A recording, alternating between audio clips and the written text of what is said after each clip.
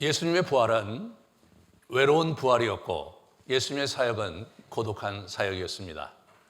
예수님께서 부활하시던 그날, 사실 예수님의 부활은 기대받지도 못했고 예상하지도 않았으며, 그리고 받아들일 수도 없는 부활로 성경은 우리에게 묘사를 하고 있습니다. 안식 후 첫날 이 여인들이 저 무덤 앞에 예수를 뵈러 갔습니다. 부활하신 예수를 뵈러 간 것이 아니라 금요일 밤에 급하게 안식일 전이라 묻는 바람에 시체의 향유를 발라드리는 것을 할 수 없었기 때문에 주일날 그것을 준비해서 월요일날 아침 일찍 동이 트자마자 여인들이 저기를 달려갔습니다. 달려가면서 그들은 걱정을 했어요. 저 큰 돌을 누가 옮겨주겠냐. 여러 장정들이 겨우겨우 밀었던 돌을 누가 옮겨주겠냐라는 걱정을 하면서 달려갔는데, 보시는 바와 같이 무덤이 열려 있었고 거기를 지키던 로마 병정들은 주변에 쓰러져 있었습니다. 그들이 아주 호기심 많은 눈으로 저 안에 들어갔는데 거기에는 아무것도 없었습니다. 예수님이 누우셨던 그곳은 비어 있었고 예수님이 입으셨던 수의가 한쪽에 잘 개켜져 있을 뿐 아니라 예수님 머리에 쓰였던 두건이 또 저쪽에 제껴져 있었습니다. 누가 봐도 예수님의 시체가 없어진 게 너무나 분명했습니다. 그래서 그들은 예수님의 시체를 찾으러 두리번거립니다. 사람들이 주님을 무덤에서 가져다가 어디 두었는지 우리가 알지 못하겠다. 그것이 그 여인들의 외침이었습니다. 그러자 이 천사들이 두 사람이 나타나갖고 얘기를 합니다. 여기에 계시지 않고 살아나셨느니라. 어찌하여 살아있는 자를 죽은 자 가운데서 찾느냐? 갈릴리에 계실 때에 너희에게 어떻게 말씀하셨는지를 기억하라 하면서 그들의 잃어버린 기억을 회상시켜 줍니다. 인자가 죄인의 손에 넘겨져 십자가에 못 박히고 제3일에 다시 살아나야 하리라 하셨느니라 한데, 이렇게 말씀을 하셨는데 그들이 그때서야 예수의 말씀을 기억했다, 그렇게 기록을 하고 있죠. 실제로 성경에 보면 예수님께서 3차례에 걸쳐서 자기 자신이 고난받고 십자가에 못 박혀 죽었다가 3일 만에 부활할 것이라고 공식적으로 말씀을 하셨었습니다. 물론 그 말씀은 이 여인들에게 직접 한 것은 아니었어요. 그 3번의 말씀을 제자들이 들었었거든요. 근데 제자들은 지금 보이지 않고 있습니다. 제자들은 예수 그리스도의 부활을 염두에 두고 있지도 않았습니다. 그래서 그들이 믿지 않았다고 이제 얘기를 하죠. 그래서 요한복음 20장 11절서부터 14절을 먼저 보면 천사들이 이르되 여자여 어찌하여 우느냐 이르되 사람들이 내 주님을 옮겨다가 어디 두었는지 내가 알지 못함이니이다. 이 말을 하고 뒤로 돌이켜 예수께서 서 계신 것을 보았지만 예수인지를 알지 못했다. 예수가 살아날 거라고 전혀 기대하지 않고 있었던 거죠. 그들은 예수께서 살아나셨다는 것과 마리아에게 보이셨다는 것을 듣고도 믿지 않았다. 요한복음 20장에 보면 마리아가 그 막달라 마리아가 울고 있을 때 예수님께서 나타나셨던 기록이 나오거든요. 그 기록을 그 경험을 가지고 얘기를 했는데도 그들은 믿지 않았습니다.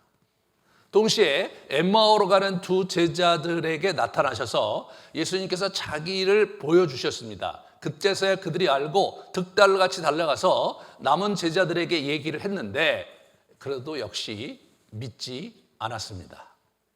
답답하셔서 예수님께서 급기야 11제자가 음식 먹을 때 그들에게 나타나셔서 그들의 믿음이 없는 것과 마음이 완악한 것을 꾸짖으셨다. 자기가 살아난 것을 본 자들의 말을 믿지 않았기 때문이다 라고 성경은 기록하고 있습니다. 예수님께서 참으로 답답하시고 참으로 섭섭하셨던 것이 너무나 분명하죠. 예수님의 말씀을 귀담아 들었다면 적어도 믿지는 못했어도 정말 그 혹시나 하는 마음을 가지고 이제 3일 후에 무덤에 찾아가서 무덤에 혹시 무슨 변화가 있지 않을까라고 기대하는 것이 그죠? 정상적인 반응인데 이분들은 그렇게 하지 않았습니다. 완전히 패닉에 빠져서 그들은 이제 내 인생은 어떻게 되는 것이냐, 지난 3년의 세월을 어떻게 보상받아야 되는 것이고 이제는 나는 어떻게 신앙생활을 해야 될 것인가에 아마 매몰되지 않았을까 우리가 생각해 볼 수 있겠습니다. 그런데 한 가지 아주 상당히 드라마틱한 전환이 일어나는 것은 우리 사도행전에 보면 이들이 예수 그리스도의 부활 승천을 경험하고 난 다음에 완전히 태도가 180도로 변했던 기록이 나옵니다. 우리 사도행전 1장 22절 같이 볼까요? 보시면 예수께서 부활하심을 증언할 사람이 되게 하여야 하리다. 그래서 가룟 유다 대신에 한 사람을 선출해서 부활의 증인을 삼아야 된다고 얘기를 하고 있어요. 실제로 4장에 보면 사도들이 큰 권능으로 주 예수의 부활을 증언하니 무리가 큰 은혜를 받았다 이렇게 이야기를 합니다. 부활을 믿을 수가 없었고요. 부활을 기대할 수도 없었던 사람들이, 부활을 믿지 않았던 사람들이 예수 그리스도께서 부활 승천하시고 나서 비로소 그때부터 예수 그리스도를 전하기 시작하셨는데 그 핵심이 부활이었습니다. 그분이 여러 그 구약에 있는 훌륭한 말씀으로 하나님에 대해서 예수님께 가르치시는 것과 세상 사람들 사랑하는 말씀, 또 기타 하나님을 예배하고 그리고 하나님을 경외하라는 그 수많은 말씀들, 그런 수많은 말씀들을 다 뒤로 하고 이들이 증언했던 것은 예수 그리스도의 부활이었다는 거죠. 사도들이 전한 복음, 메시지의 핵심은 주 예수 그리스도께서 부활하셨다였던 겁니다. 사실 저와 여러분이 신앙생활을 시작할 때 부활을 받아들이기가 쉽지 않았죠. 확인할 수도 없고 정말 이해할 수도 없고 믿어지지도 않았지만 예수님을 내가 믿고 싶어서 또 성경에 그렇게 나와 있다고 하고 그 말씀이 믿고 싶어서 저희가 예수님의 부활을 받아들이고 예수님의 부활을 찬양합니다. 근데 문제는 뭐냐면 예수 그리스도께서 부활하셨다는 그 사실이 복음의 핵심이라는 것을 생각해 보면 여러분과 제가 이 부활에 대한 깊이와 부활에 대한 이해와 부활에 대한 그 체감도가 실제적이어야 함에도 불구하고 우리가 이 부활 신앙을 우리 안에 체화시키지 못하는 안타까운 현실을 지금도 우리는 맞닥뜨리고 있습니다. 심지어는 진보교단의 목회자들도 일부 목회자들, 몰지각한 목회자들이 예수의 부활을 믿느냐, 그 말도 안 되는 거를 믿느냐라는 얘기를 지금 하고 있어요. 제 얘기 들었어요. 저는 굉장히 당혹스러웠습니다. 여러분, 기독교의 핵심 교리가 부활인데 부활을 못 믿는 사람이 왜 기독교에 남아 있습니까? 그죠? 그럼 기독교를 떠나면 되는 거예요. 그렇잖아요? 근데 기독교 안에서 심지어는 예배를 인도하면서까지 부활을 굳이 믿어야 되는지, 그게 뭘 그런 걸 갖고 연연하는지를 묻는다는 것은 참으로 안타까운 일이 아닐 수 없고, 그것은요 그들의 문제뿐만 아니라 처음부터 있었던 이슈인 거예요. 부활을 받아들이고 부활의 주를 경험하고 만난다는 것이 인간에게는 결코 쉬운 일이 아니라는 거죠. 그냥 그래, 부활은 있는 걸로 내가 받아들이자. 그럼 성경에 기록되어 있고 굳이 반박할 이유도 없고, 그리고 내가 주님을 섬기는데 크게 그렇게 좌지우지 되는 건 아니므로 부활은 그냥 있는 그대로 놔두고 내가 신앙생활 열심히 하면 되지, 이렇게 우리가 생각할 수도 있는데, 그것은요 기독교의 그 핵심 진리와 기독교의 시면으로 들어가는 문이 부활에 있기 때문에 그렇게 해서는 우리가 깊이 주님을 만날 수가 없는 겁니다.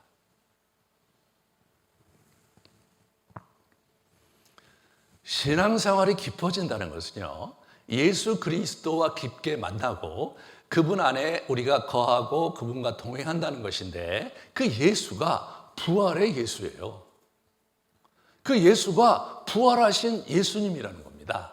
그냥 막연히 그분은 좋은 분이고 막연히 그는 나를 사랑하시는 분이고 그러므로 내가 그분 의지하고 그분을 섬기며 살아가겠다 이런 식의 그 아주 초등학생적인 이해는 일단 내려놓으시고요. 정말로 예수님이 부활한 게 맞는 건가? 이 예수가 내가 만나는 예수가 죽었다가 부활하신 그분인가에 대한 분명한 이해와 그리고 그 실제를 우리가 경험을 해야 그래야 기독교의 깊은 진리의 세계에 들어올 수 있다는 것입니다.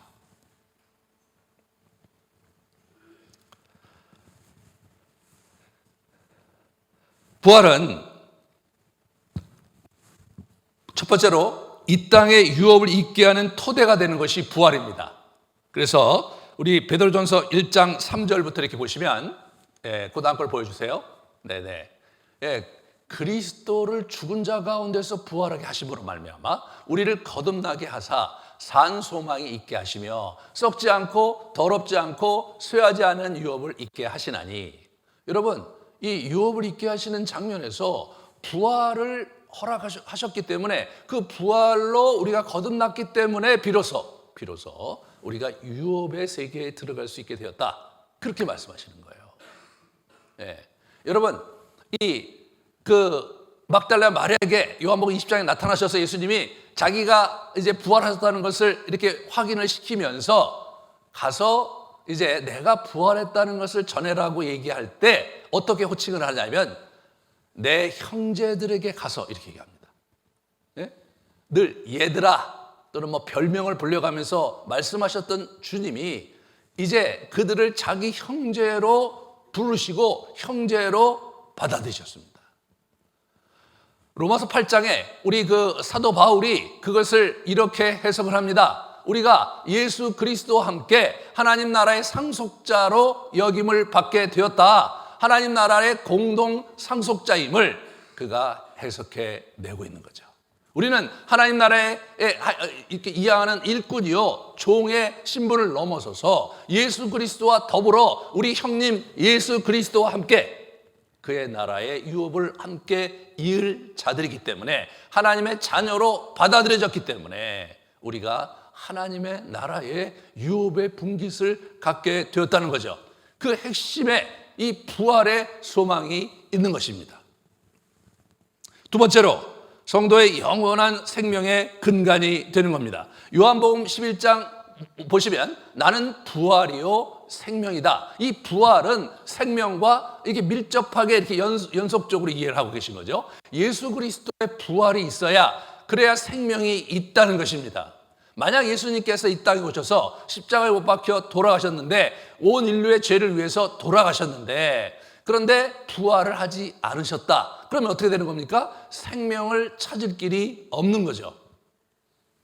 여러분과 저는 또다시 현실을 살아내야 되는 이 고통의 세월을 보내야 되는 그런 당혹스러움이 우리에게 있는 것입니다. 예수 그리스도께서 부활하셨기 때문에 그 예수 그리스도의 부활을 덧입어서 우리가 새로운 생명을 덧입게 됐거든요. 만일 우리가 그의 죽으심과 같은 모양으로 연합한 자 되었으면 또한 그의 부활과 같은 모양으로 연합한 자도 되리라 라고 말씀하시는 거죠. 다시 말해서 예수 그리스도의 생명과 우리가 연합된다는 거예요. 우리가 죽고 영적으로 우리가 죽고 예수 그리스도의 생명에 덧입혀지는 것입니다. 그러므로 예수 그리스도의 죽음 속에 우리의 죄가 함께 죽었고 예수 그리스도의 부활로 말미암아 우리가 그분과 연합되어 있으므로 비로소 우리가 영생을 소유하게 되었다는 사실이죠. 그러니까 예수님의 부활을 못 믿겠다면 예수를 믿을 수가 없을 뿐 아니라 예수 그리스도의 생명을 영생을 얻을 수는 더더욱 없는 거죠.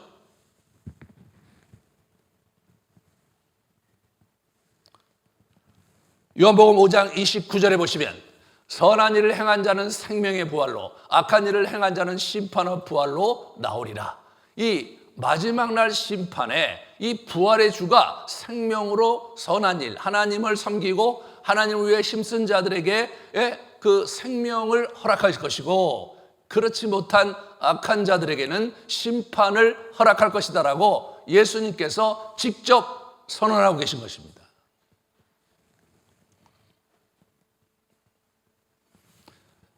고린도전서 15장 20절에서부터 26절에 부활과 우리의 신앙을 이렇게 연결시켜주고 있죠. 다시 살아나사 잠자는 자들의 첫 열매가 되셨도다. 이분이 첫 번째 열매가 되었고, 그리고 우리가 그 다음에 두 번째 열매로 우리가 부활을 영원히 얻게 된다는 얘기를 하시는 거예요. 각각 자기 차례대로 되리니, 먼저는 첫 번째 열매인 그리스도요, 다음에는 그가 강림하실 때에 그리스도에게 속한 자요. 여러분과 제가 주님께서 강림하실 때에 그분께 속한 자로서 다시 이 땅에 부활체로 다시 회생해서 그분과 함께 영원한 생명을 이 땅에서 누릴 것입니다. 요한복음 21장의 그림이 그러합니다. 죽은 자가 다시 부활하는 겁니다. 여러분, 여러분과 제가 영생한다는 것이 영적인 존재로 영생한다는 것을 얘기하는 게 아니에요. 여러분과 저는 인간으로 태어났습니다. 이런 육신을 가지고, 이런 이목구비를 가지고, 이런 목소리를 가지고, 이 땅을 감각적으로 즐기며 살아가는 인간으로 태어났습니다. 하나님이 우리에게 영원한 생명을 주신다는 것이, 그러한 우리의 인간의 모습을 벗어버리고 어떤 그 영적인, 보이지도 않는 영적인 존재와 실체로 영원히 사는 그런 삶을 이분이 약속하신 것이 아닙니다. 인간은 그분의 마스터피스였습니다. 인간을 만드시고 나서 몹시 기뻐하셨습니다. 그분으로서는 퍼펙트한 그런 존재로 우리를 만드셨고, 삼라만상을 다스리도록 인간의 지위를 주셨습니다. 우리는 이 육신을 갖고 살아갈 때 하나님 보시기에 가장 아름다운 존재이고, 하나님 보시기에 이미 완전한 존재인 것입니다. 우리가 부활한다는 것은 이런 인간으로 부활한다는 것을 성경은 말씀하고 있는 것입니다. 최근에 이제 이 산절기에 여러 분들이 소천을 하고 계신데, 그분들이 그렇게 소천하고 그렇게 하늘나라에 가서 먼 훗날 우리가 만나게 되는데 영적으로 우리가 만나서 기쁨을 누릴 것이다, 이런 상상을 하시기보다는 성경의 근거에서 볼 때 우리가 다시 육신으로 부활해서 내가 예전에 배웠던 그 얼굴과 그 육신으로 나를 따뜻하게 맞이해 주실 할머님과 부모님을 우리가 기대해야 됩니다. 그것이 기독교의 신비이고, 그것이 예수 그리스도로부터 우리에게 약속하시고 주시고자 약속하셨던 영원한 생명입니다. 그러므로 우리가 기뻐할 수 있는 것이죠. 그러므로 진정한 소망을 우리가 가질 수 있는 것입니다. 그러므로 우리 예수 그리스도가 너무나 귀하고 너무나 자랑스러운 것입니다. 이 땅에 그 어떤 종교가 그런 교리를 갖고 그런 죽음으로부터 자신의 백성들을 구원했다는 그런 종교는 없습니다. 그런 신이야기도 없습니다. 그것이 우리 기독교의 독특한 특징입니다. 부활하신 그리스도를 믿는 자들의 모임, 그것이 여러분과 저가 이루고 있는 이 교회입니다. 이것은 영원할 것입니다. 여기에 그분의 신비와 하나님의 영광과 그분의 자비와 은혜가 가득 넘쳐날 것입니다. 여러분과 제가 그분 앞에 온전히 우리의 삶을 드리고, 그리고 우리가 영원히 그분을 찬양하는 마음과 감사하는 마음으로 살아갈 때 그분이 우리의 삶을 영광스럽게 하시고 우리의 인생 속에 기뻐하시며 당신께서 영광을 받으실 것이며 이 아름드리 교회를 통해서 이 땅에 놀라운 역사를 이루어 가실 것입니다. 그것이 부활의 능력이 우리에게 가져다준 축복입니다. 그러므로 이 부활신앙을 가진 우리는 부활신앙으로 견고하게 서야 됩니다. 고린도전서 15장 49절과 58절 말씀을 같이 봅시다. 우리가 흙에 속한 자의 형상을 입은 것 같이 또한 하늘에 속한 자의 속한 형상을 입으리라. 예수님께서 부활하셨을 때 막달라 마리아가 예수님께서 달려들려고 할 때 내게 가까이 오지 마라. 아직 내가 하나님께 가지 않았으므로 라고 말씀을 하십니다. 이분의 육신은 예전의 육신이 아니고 부활의 특별한 육신이었던 것이죠. 그 육신을 가지고 그냥 승천을 하셨으니까요. 그것은 하늘에 속한 형상이었습니다. 여러분과 제가 하늘에 속한 형상으로, 영원히 늙지 않는 형상으로, 영원히 젊음과 아름다움을 간직한 형상으로 이 땅을 살게 될 것입니다. 그러므로 내 사랑하는 형제들아, 그러므로 이 아름드리 교회 형제 자매들이여, 견실하여 흔들리지 말고 항상 주의 일에 더욱 힘쓰는 자들이 되라. 부활의 소망이 있으므로 우리가 흔들릴 필요가 없고 그 영원한 우리의 생명을 우리가 붙잡고 항상 주의 일에 더욱 힘쓰며 이 땅을 용기와 그리고 소망을 가지고 살아가시는 여러분 되시기를 주님의 이름으로 축원합니다.